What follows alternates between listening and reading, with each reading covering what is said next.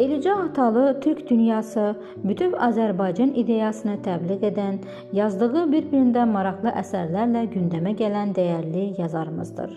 Eləcə Atalı 19 noyabr 1966-cı ildə Neftçala rayonunun Xol-Qaraqaşlı kəndində doğulub.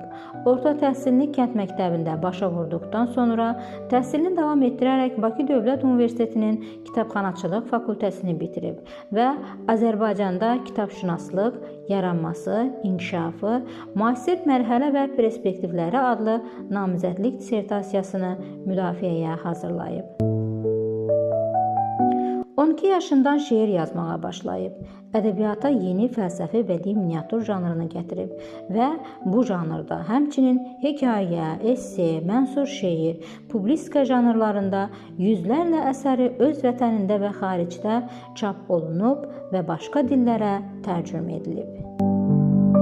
Yazar Atlara Güllə Atmayın, Azadlıq hekayələri, Tiqranizm Xocalıda kitablarının Qız və Quzğun, Naşəkilli mühasirə, Özünü gətir, Ağ gəminin kapitanı, Ənqa quşu uşaq əsərlərinin Adamdan üstün, Paşa Qəlbinur biblioqrafiyası, Atilla'nın açıq pəncərəsi, Qum üstündə sərçələr, Milli monoloq, Gecikmiş oyuncaq, Bir udum azadlıq, Kərküklər, Təklənmiş türklər, siyasi məqalələr toplusunun Azərbaycanda ədəbiyyat formalaşması, inkişafı, müasir dövrü və meylləri adlı doktorluq işinin müəllifidir.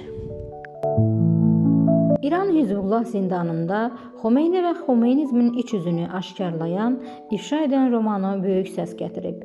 İran Hizbullah zindanında romanı İnqilabın travması, 3 bəd 3 tələb, Qanlı orkestr, Həyatı tabutda axtaranlar adlı 4 kitabdan ibarətdir.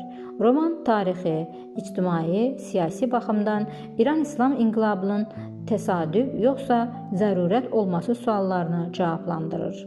Eləcə Atalı 2007-ci ildən Stokholma köçüb. Hal-hazırda İsveçdə yaşayır, işləyir, bədii yaradıcılıq və jurnalistika ilə ciddi məşğul olur. O, xaricdə Azərbaycan ədəbiyyatının təbliği ilə fəal məşğul olur, siyasi-sosial mövzularla bağlı yaradıcılıq nümunələri ilə seçilir, tanınır. Eləcə xanım Atalıya can sağlığı, yaradıcılıq yollarında uğurlar diləyirik.